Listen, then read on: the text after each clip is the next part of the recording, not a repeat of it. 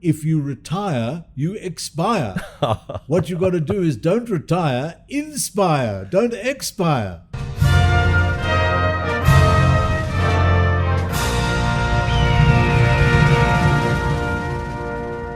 Bismillah ar-Rahman ar-Rahim. Sallallahu ala habibihi Muhammadin wa alihi wa sahbihi wa sallam. Rabbi shrah li sadri wa yassir li amri wahlul 'uqdatam min lisani yafqahu qawli. Assalamu alaikum. I'm honored to have the Father of Ringtones with me today, and that is what he's called. And he's young as me, as you, and as anybody else can be at this, and this age. But then there's a bit of something that I would like to discuss with him as well. But then let's move on to Ralph Simon from Mobilium, and I'm honored to have him here in Pakistan. He was visiting, and I forced him to come and do this podcast with me because I thought that he can bring a lot of value of the knowledge that he has for the technology, for the industry out there, and the acceptance of our products, our Pakistani products, and entrepreneurs doing whatever they are doing right now into the international market itself. That's a bit of an exposure opportunity that we are going to explore here today. So, Ralph, thank you very much, sir, for joining us. It's a pleasure having you here.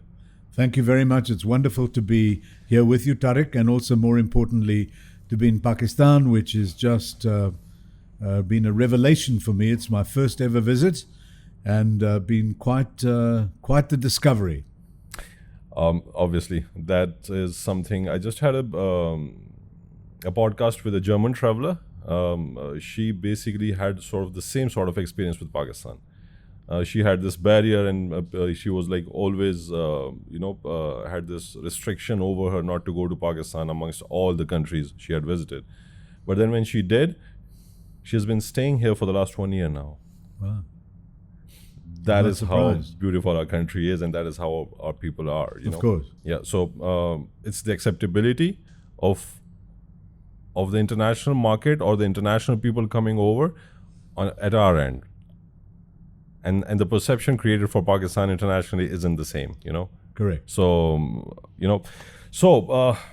let's start off with your background. You're from South Africa originally, or from UK? I was born in Africa. I was born in South Africa. Okay. At a time when Nelson Mandela was in jail. Okay. And so the political situation there was very, very difficult. And I decided after university that I had the best way I could work for change in the government to be able to bring about an equitable future for all in the country was to leave.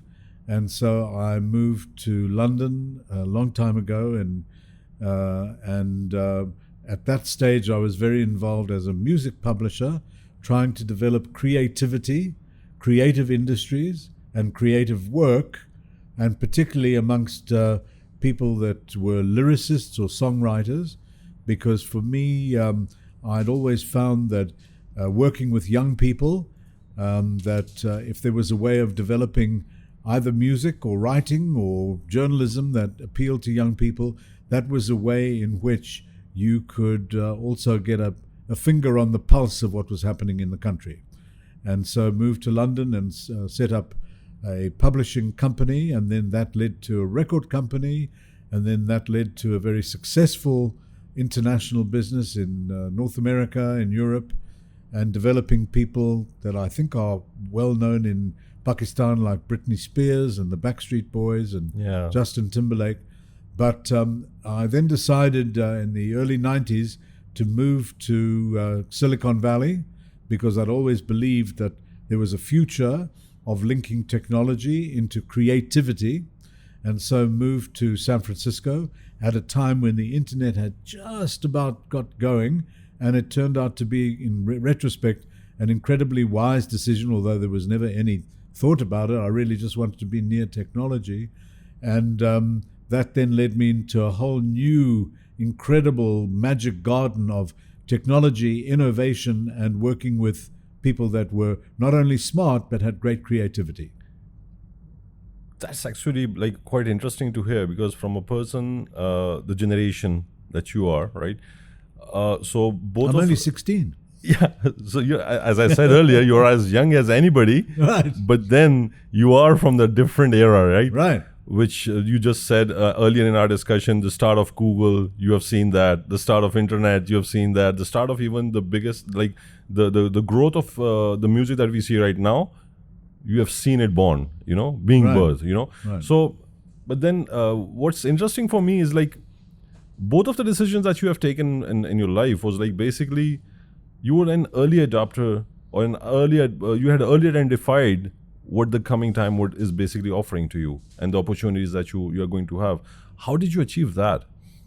One of the things about being in San Francisco in the early 90s was that there was this bubbling kind of anticipation about the future and about how things were changing. And this was because all of a sudden, or over a period of time, there was the feeling that one had to innovate to show that things could be done better, aided by the growing placement of laptops and of mobile technology and mobile phones. And it became evident that particularly in San Francisco or the San Francisco area, Silicon Valley, which is just 12, 14 miles from San Francisco, Stanford University, the University of California, Berkeley, San Francisco State. There was this big impetus, particularly in that part of America, where people were showing that there could be changes. And if you had an idea about changing something, the other important thing is that there was funding potentially available to help you do that. Okay. One of the things that I've found in the last couple of days here in Pakistan is when I speak to young innovators here in Islamabad, it's interesting in that the big difficulty is like a big obstacle that they've got to try and get across, just being able to speak to a funding company that takes their idea seriously. Yeah. So that is obviously also an evolutionary pathway that happens in innovation cities. And from what I can see, there is a potential here. For example, I spoke to some students at Air University here in Islamabad. They are not different from what I saw in those earlier years of kids from Stanford or people in California. But suffice to say, this whole notion of being willing to change, of innovating, coming up with ideas.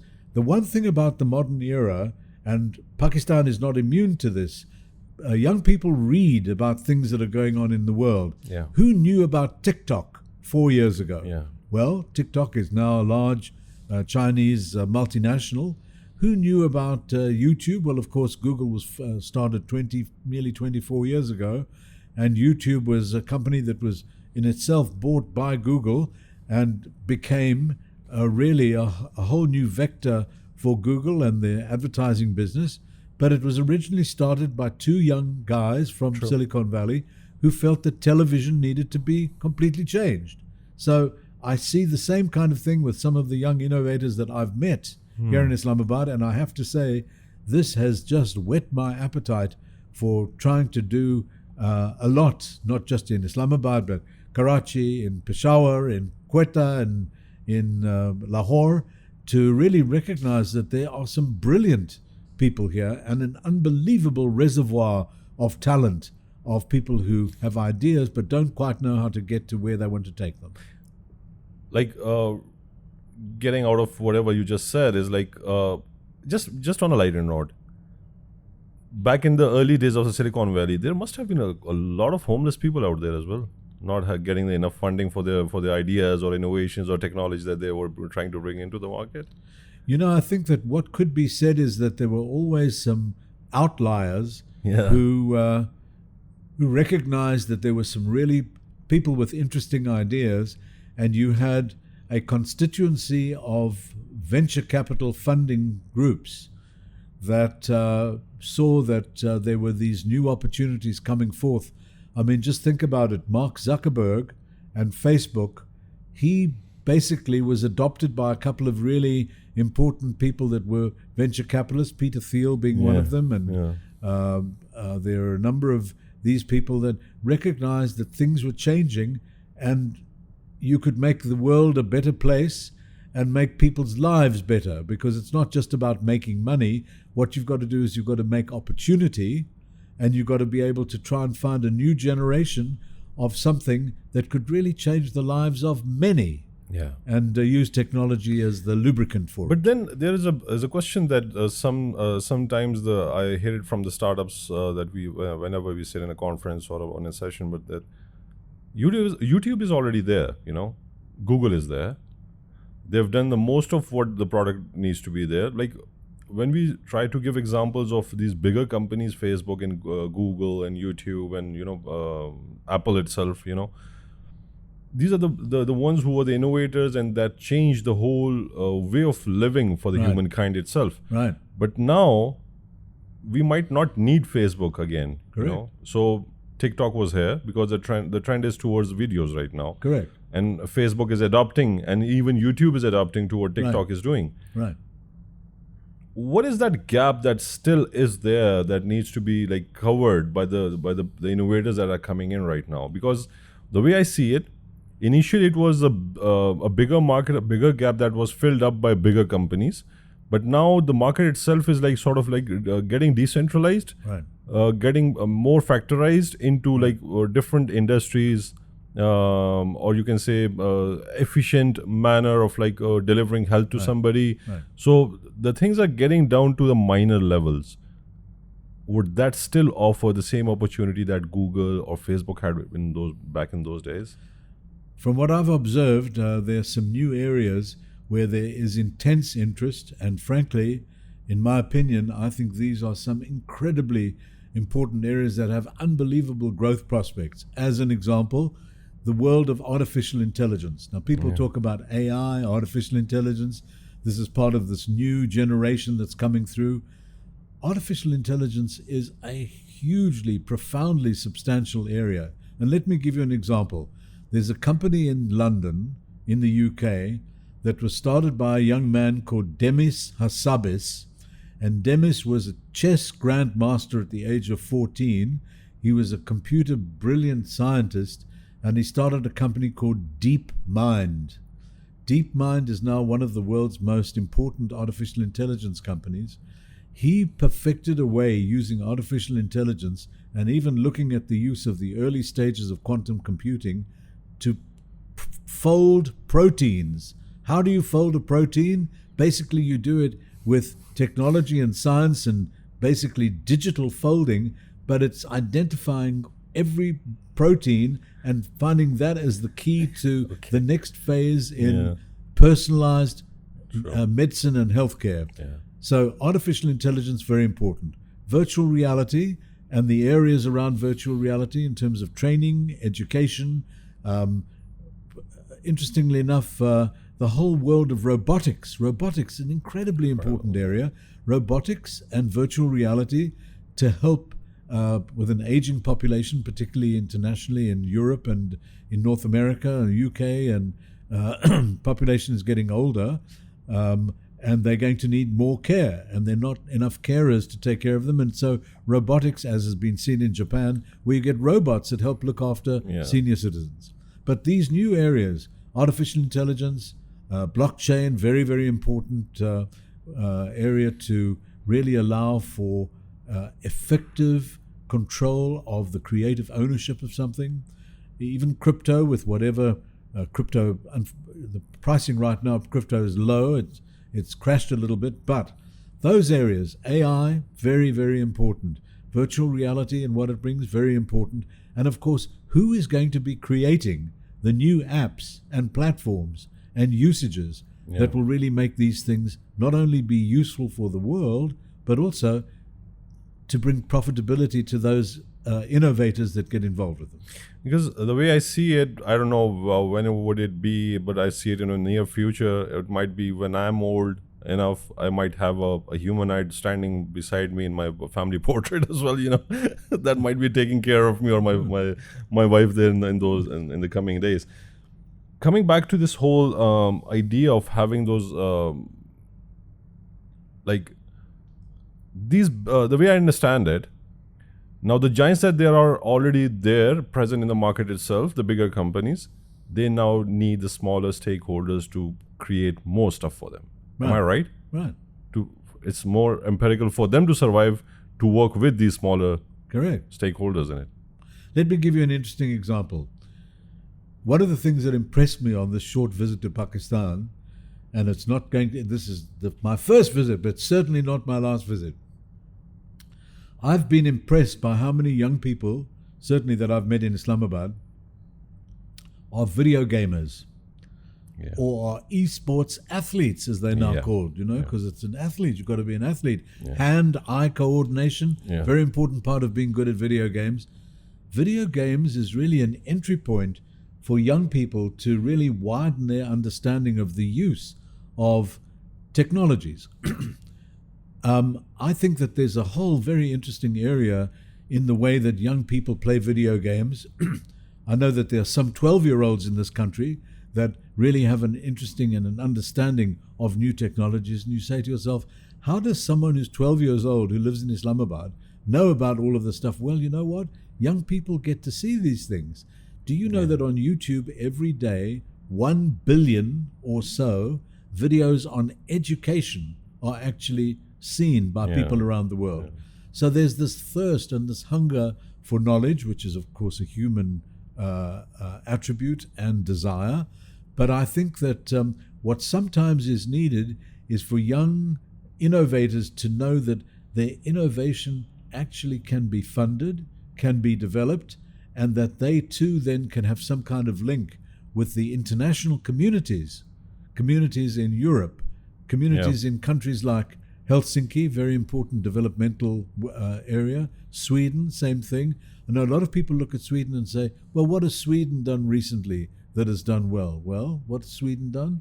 Sweden has got Spotify. Spotify has now got nearly 500 million users, and they've become the pioneers of the streaming of music, all kinds of music, including ghazals and Pakistani music. Take a country like Estonia, just on 2 million people in Estonia. What have Estonia done that makes a difference? Well, Skype was created in Estonia. Countries like Israel that have been hugely important in terms of new technology, that develop incredible developments, like, for example, Waze, very important, was formed by 2 young guys there who wanted to find a new way of developing mapping. If you look at the UK, obviously there's a lot of development in the UK, particularly in AI, in VR and some of these new technologies. And of course in America, there are many centers. I mean, Silicon Valley obviously is important, but now Austin, Texas, Boston, always a big university town. Wherever there's a university town that breeds mathematical graduates, that is an important reservoir of talent. But then there's a sort of a feeling coming out of for me, as a Pakistani, I sort of, whenever you talk about these sort of opportunities that those people are having or already had them or they had already availed it, but then for me, I sort of feel left out of it. Why is that so? You have seen the product right now, you have seen the quality here, you have met the people, you have experienced it in the Leaders of Islamabad conference that you are visiting here for, in the last 2 or 3, 4 days now.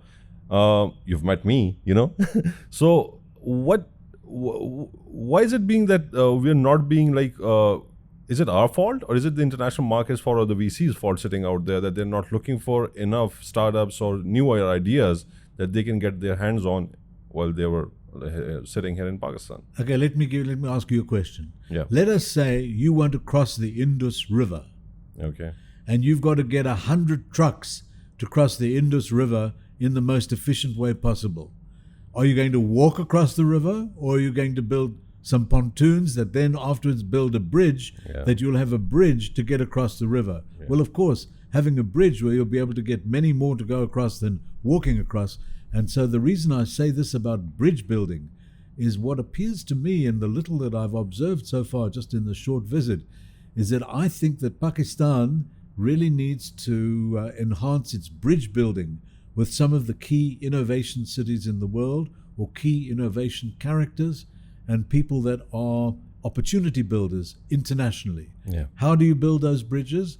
You key into countries that have shown that they've got a history of developing interesting technologies, Germany in particular, Austria in particular, and there is a mechanism where these countries are interested in developing relationships with Pakistan, because what is known internationally, in my experience, is that Pakistan is known for having young people under the age of 25 that are incredibly good in terms of computer thinking, computer innovation, in terms of outsourcing. Let me give you another example. Romania. Would you think of Romania as being a really important outsourcing country? Romania, where is that? Well, it's in Eastern Europe, but the point is that there's an incredibly strong mathematical base with a lot of the graduates, and Romania gets a lot of outsourcing business from all over the world. What struck me on this trip is I think that the potential here in Pakistan needs a much better focus on the bridge building that can be done with these major innovation cities. Sure. Because out of that will come some new opportunities for new innovation city development in Karachi, in Lahore, in Islamabad, in Peshawar, in some of the main centers where there will never be a shortage of smart people in Pakistan. People here, man, they are clever and they are ambitious. And I don't know whether this is, some people say, if you want to have fun at a party, make sure there's some Punjabis there with Punjabi music. Makes you feel good. Yeah. But this is different. This is developing some really important skills of intelligence development. When you talk about those building those bridges, this particular conference that Asfar has organized recently, that is sort of one of the means. From the leaders of Islamabad conference, from the Nutshell group. That is a bridge trying to be created, like bringing all of 2022 international speakers, bringing them on board here in Islamabad so that the people would at least listen to them. Right. And that is how a bridge is being sort of at least the columns are being erected right now. Right. And then there comes the people like you who are visiting Pakistan for the very first time, and they have a say back there in their own markets to at least identify that now Ralph, the potential that Pakistan has. Well, I must tell you, I had a very interesting conversation yesterday with Dr. Shahid Mahmood, who runs the Interpublic group of companies. And I had such an amazing chat with him because he is somebody that understands this absolutely in fine grain. And he gave me a really good understanding of just how much potential there is for the international community, that they must take note of this, because what's going on here, finding this reservoir of talent, of perceptive intelligence in the most important new sciences in the world. There are incredible developments in medical technology that require people who understand artificial intelligence, quantum computing. I mean, these are all the modern sciences when you talk about the social media companies like Facebook, you talk about Microsoft and what they are doing, but there is a new generation now. I mean, have you heard of a company called Slack? I don't. I've seen it somewhere, I guess. So Slack is a business system that was started just a few years ago in Silicon Valley, now as a unicorn. And the goal is to be able to find companies that could be grown into unicorns. I am convinced from the people that I've met in Pakistan, there are young people here that have the potential for taking a business from zero to hero and developing a company that could become a unicorn. Sure. Regarding Mobilium, it has an office in Mumbai. We have as well. We have an associate in Mumbai. Okay. We don't actually physically have an office. Well, Okay. the office is through our associate. But then before that, I would just come back to your your intrinsic values in it. Right. The intuition that you had back in the days in the 70s and everything. The story of being called the Father of Ringtones. Yeah. What's the story behind that? The story behind that was that I had found a small team of 4 people Okay. in Santa Monica, Okay. Los Angeles, California, Yeah. that were just a brilliant team of engineers who had developed and discovered what is called a transport mechanism that would allow a piece of digital content or messaging Okay. to be sent from a telco, like let's say a telco like Jazz Yeah. here in Pakistan, Yeah. to a device. Okay. And that could be a message, and this was at the time when Twitter had just started, so 180 characters. But then what if you could do that with a piece of music? What if you could do that with a piece of video? And so I invested in this startup. I took a chance. I didn't know what the outcome was going to be, but I loved this team.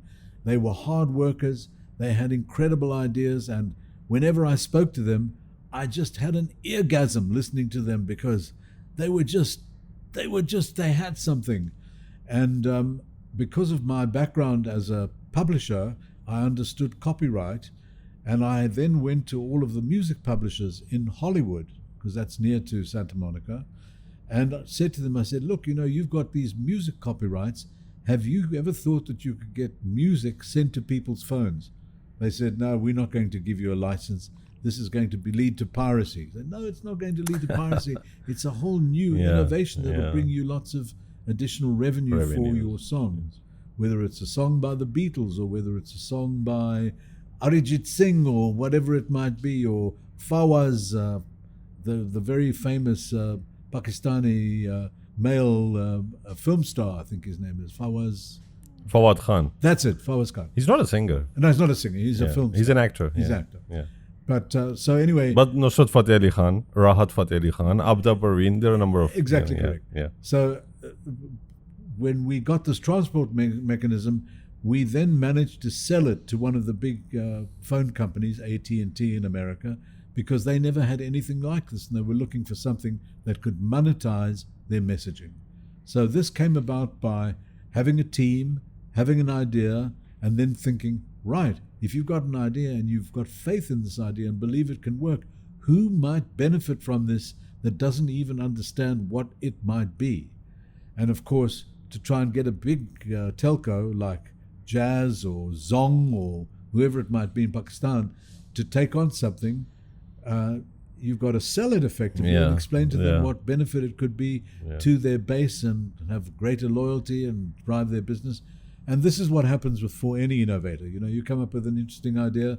I always think of the guy that developed the exoskeleton for people who couldn't walk, and explaining that to people and saying, or the guy that I met in Estonia that developed a lightweight wheelchair.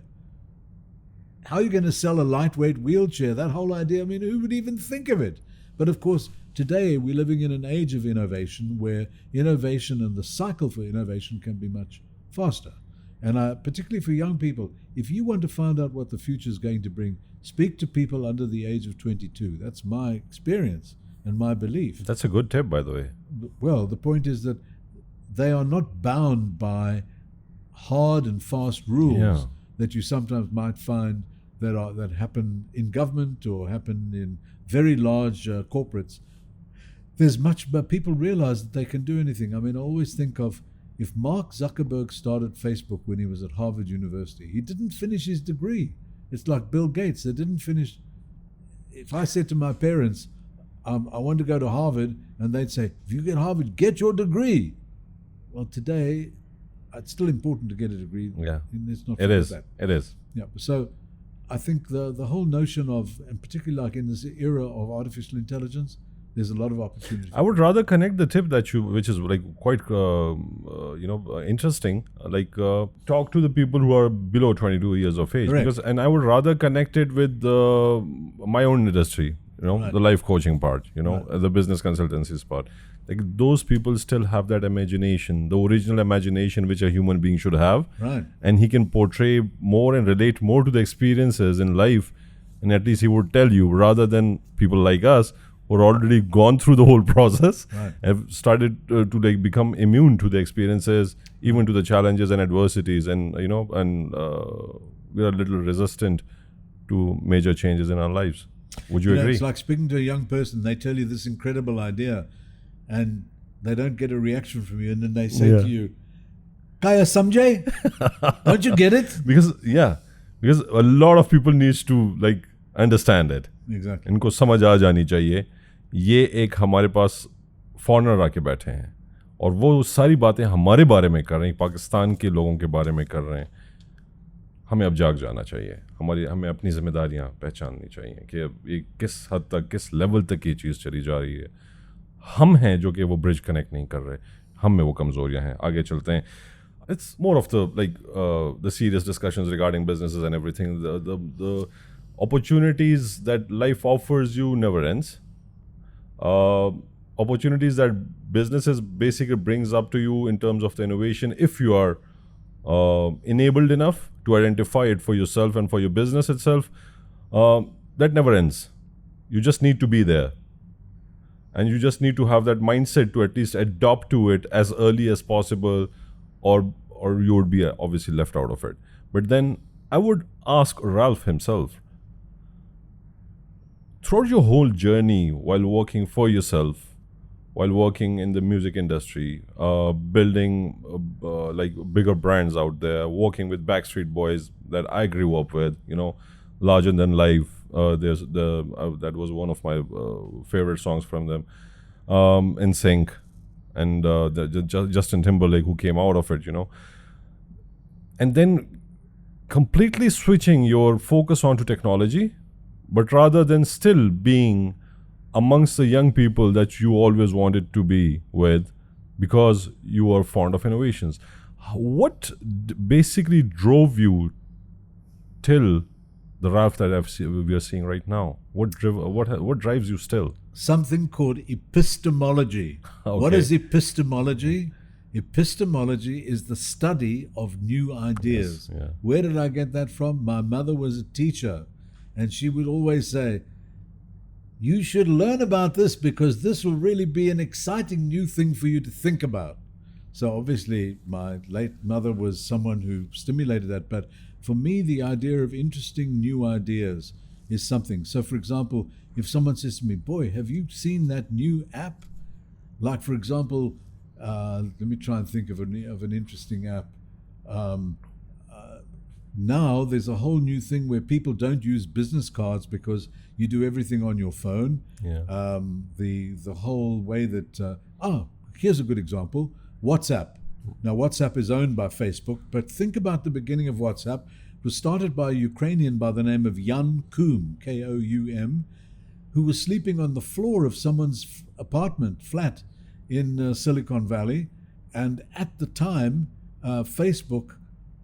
People couldn't believe that Facebook paid this guy who was sleeping on the floor of his friend's flat $19 billion to buy WhatsApp. Yeah. But today, WhatsApp is now ubiquitous. People in Pakistan use WhatsApp all the time, use WhatsApp for messaging, for videos, for everything. And you think to yourself, how did this guy create WhatsApp? That was an idea. It found someone that saw its long-term value. And Jan Koum continues to innovate. Now, of course, he's a very wealthy individual. He's a multi-billionaire. And obviously the attraction of having an idea that happens, and bear in mind that's a tiny percentage of people who are successful, because there are many, many more people whose ideas don't work.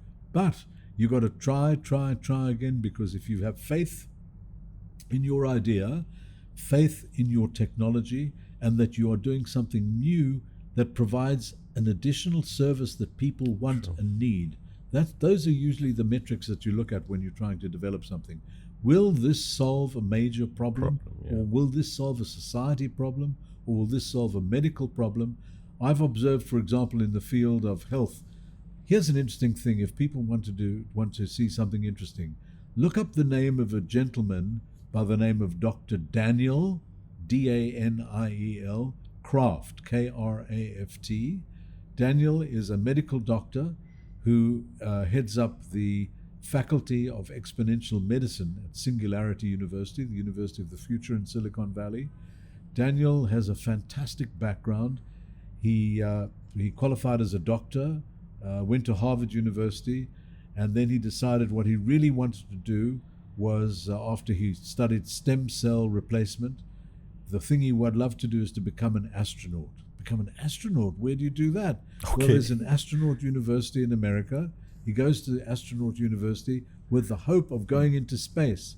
And he gets into the last 10 candidates to be chosen, and he misses the pick. He doesn't get chosen. He's very disappointed. What does he decide to do? He decides, with the knowledge he's got of technology, he now can't go into space. Let him go into a space in Silicon Valley where he can see the technology.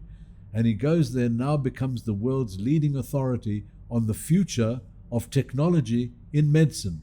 So he can tell you all about what goes on inside the body, inside the brain, inside the heart, because he understands the technology, and he now is one of the world's top authorities on how to get personalized medicine help. Like the way you put the whole thing together and the way you present the whole thing, I would sort of like go back a little, to Mobilium and your experiences in India itself, right? Yeah. What have you seen the difference between? I won't like try to compare it, but rather I would like to have your experience working in India and then what you have seen here in Pakistan. Right. Can you give us an insight about it? Of course. One of the things that I found over the years of going to India, and most of my time was in Mumbai, but I saw that there were some individuals in Pune, some individuals in Bengaluru, in Bangalore. Those became areas that were very strong developers of mathematical graduates, and where there were a few individuals that wanted to stimulate a innovation development in those particular towns. Same too in West Bengal, in Kolkata, where there would maybe be a university, and the government would put money into those particular states to be able to develop something. I saw the same, for example, in Canada, in a small town called Waterloo. What was the biggest industry to come out of Waterloo? BlackBerry. Why was that? It was because there was one individual, a scientist by the name of Mike Lazaridis, who was very famous in the small town of Waterloo at the university for having read every book in the science library. And he was the one that came up with the idea of a BlackBerry device. Long time ago, times move on. But particularly in India, there was always a need also by the Indian government to be able to develop innovation. And there were a couple of individuals who, there was one guy in particular, Ronnie Screwwalla, that actually ran Disney in India for a while, who became a major influence in developing things there. And so also the example of TEDx, the TED organization, developed TEDx's in India, and TEDx Gateway, which is the biggest one in Mumbai, very important one that particularly tried to look for interesting new talent. And those were the little triggers that developed epistemology, and this combination of funding, innovation consciousness, innovation development.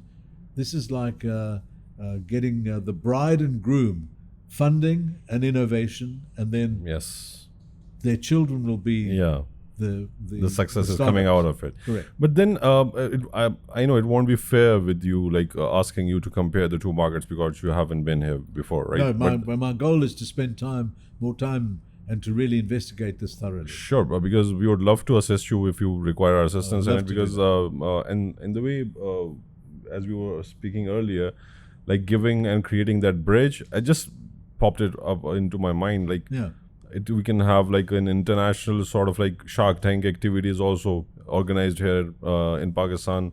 You can have a marathon, we can have a marathon on whatever opportunities that there are. At least the objective shouldn't be how much of startups we can pick out of the market, but rather on finding the quality out of it. That is always the key. That is qualitative pursuit. Yeah. So, for example, is there a national television program in Pakistan, not like Shark Tank, but one that highlights brilliant ideas for the benefit of Pakistan? No. There used to be, like Shark Tank. Right. But then it was started by a very intelligent individual. But I don't know why, but then the quality, what I would say is like with my experience, the quality of the VCs here is, I don't know, it might be the ideas itself. I don't want to like sound, that way, but rather there was something wrong in it. Right. But a reply to your question, no, there isn't. Well, I think that there could be a very good Anglo-Pakistani linkage where we could work with the British Council here in Pakistan. Absolutely. To develop something. Absolutely. They are intensely interested in developing Pakistan. That is exactly why Parvaz is incepted. Oh, really? Yeah. Parvaz the flight of the eagle is what we need. Exactly. And basically Par and Vaz stands for, Par basically is a Urdu word for wings, Right. And Vaz is also an Urdu word for speaking with conviction, speak what you mean. Right. So conviction basically leads to actions as well. Well, I think we've also got to be aware of waqt kam muqabla sakht. Yeah, it is actually. Because if you're young, you don't have much time, you want to get something going, there's a lot of competition. True. The bridge building is important, and there are tools by which these bridges can be constructed. Absolutely. But a couple of like final things. Yes. You've worked with Clive Calder, right? He and I in were Zumba. originally business partners in the early days of the music industry. Would you like to answer how much are you worth? How much am I worth? Yeah. You know, I'm very pleased to say that I'm a very, very rich thrillionaire. Oh, mashallah. That's I'm a good enough for thrillionaire. us at least. No, because my goal is to be thrilled. You know what innovation. amongst all the speakers the other day in the conference itself, it's not that I've chosen you out of it. Rather, to be invited. I've invited a number of others of them, but they didn't have like sort of But then, the way you presented your idea in a simple and a subtle way, and trying to convey to the people that you don't need to be, very tech savvy to do something that you want, or to start something, or create an impact, or at least help the society in whatever the product that you have. For example, the idea that you had, the 3D model, the 3D printed shoes out there that adjust to your feet and everything. Then the water filtration plant was, I guess, there. The water heater, I guess, the solar water heater, Those ideas, some of them were so simple. Right. And you know what? I couldn't interact with you at that time, but some of them are already operational here. Of course. And you are the one who is an international speaker coming to one of our conferences in our Islamabad, telling us that this company is running either in London or Sweden or whatever, that is running successfully. And the same exact model is being implemented in Pakistan, but it hasn't grown out. Basically, that startup needs to understand that's why why. I highlighted a Pakistani company called Dealcart. Exactly. Very interested. $8.5 million they got in July. Amazing. Hopefully they will be successful. Yeah. I mean, you spoke about India early on. Companies like Pay2M and Exactly. some of the, this is the way that things start. Yeah. The thing is this: if you play cricket for the Pakistani national team, you've got to try and think of who, as a batsman, is going to be hitting chokka. Chakka. Yeah. That's what you've got to do in thinking with ideas. Yeah. Will that idea have chokka? Yeah, exactly. छक्के लग जाते हैं दुनिया में. जिंदगी में छक्के ही लगते हैं. अच्छा. So, last note. Yeah. Zamana janega means the world is going to know you tomorrow. Right. I ask this question from the people who are young, who are still in their beginnings. Why would anybody know you tomorrow? But then you are more fortunate. You have been through the journey. You have helped like thousands, if not millions, or I might be right if I say that you have basically impacted millions through your ringtones.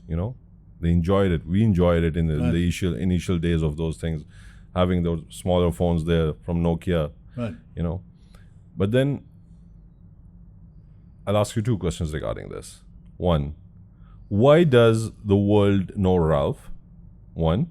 Two, what does our young out there needs to do so that the world would know them tomorrow?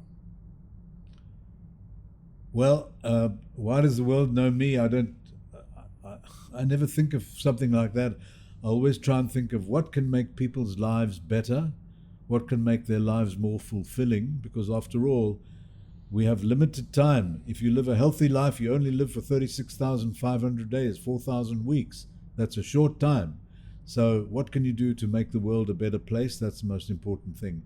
And for young people, the big thing is originality of ideas. If you've got an original idea that is going to provide a service that can maybe improve the world that they live in, improve families, improve technology, a new way of doing something.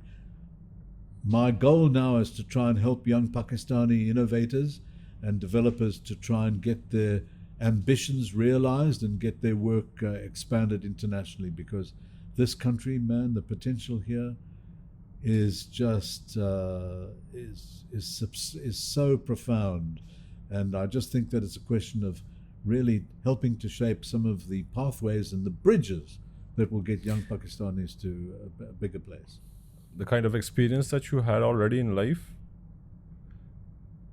for you, as per your perception towards life itself, is there any full stop that you need to put somewhere in your life that, okay, now this is enough, I've done enough, I've earned enough, and now let's, whatever, like then the next purpose can be like identified. You can either give back to the society through philanthropy and whatever, Sure. or either you can continue and move on, or either the third option is just retire and enjoy whatever the means that you have. Retire? Yeah. Are you crazy? Yeah. Now, let me tell you something. There was a former Prime Minister, Tony Blair, well known. Yeah. He was Prime Minister for 10 and a half years of the UK. Yeah. He said something, I didn't agree with all of his policies, but he said something Same here. that I thought actually was very good. He says, if you retire, you expire. What you got to do is don't retire, inspire, don't expire. So You know- for me, that is my guiding, not Tony Blair, but I always think, you've got to do stuff. You got to be active. Yes, exactly. You know, That is exactly but then the full stop needs to be in somewhere where you get to realize or that you as a human being need to give back to the society of course. and help people out That's there. the key. And then what you just said to the youth, what would basically make them successful, Right. famous, and bring them money as well, Right. which should not be the first priority. Of course. Is like trying to achieve that fulfillment in your life. When Daniel Ek started Spotify, his whole thing all the time was he was a data freak. He loved data. And he said, this idea of streaming music, I think this has got some potential. And he and a Pakistani friend of his, his best friend, gave him his life savings, which at that stage was just under $1 million, because Daniel believed that streaming was the new way that music and video Music was would going do. to be translated. Yeah. And today, it's a, I don't know, 60, 70, $80 billion business. It is. No one knows, but the key driver behind Spotify is this very well-known guy who lives in London by the name of Shaq. I forget his last name for the minute, but if it wasn't for Shaq, Spotify wouldn't be. Wouldn't be Spotify. Yeah. So, Pakistan, Zindabad, sir. don't think of Pasuri. So thank you, Ralph, for taking time out for me and giving us all the insight and the experiences that you had, and had a blast in this session.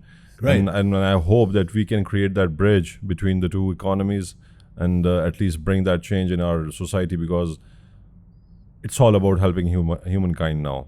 It needs to survive, it needs to thrive, but it needs to thrive together. Whatever I was watching one of your interviews the other day, and if you can, like, on the final note, just put a little light on it. The term that you use, glocal. Right. Yeah, so that was quite interesting. Like, globally becoming Local. local. Right. Very important. That's very important. And that is exactly what's happening right now. You from another state, from another environment, from another economy, a developing one, sitting with us right now, discussing the exact ideas that we have, which is the commonality of the humankind itself. That's what is the most beautiful part of being a human, rather than anything else. Listen, You this country has got great potential, but it's all very well to sit in a room and say, boy, we've got so much potential, but we don't know what Yes, to do with exactly. it. If we can build those bridges and we can start developing ways in which young entrepreneurs and innovators can get funded easier, better, I think that is the start of the process. There's already a hunger. How do you feed the hunger? The hunger is by developing some of the key ways in which different cities in Pakistan can become innovation cities. It's something that's Inshallah. been done before in countries around the world, and there's no reason why that can't be done. again. Inshallah. Inshallah.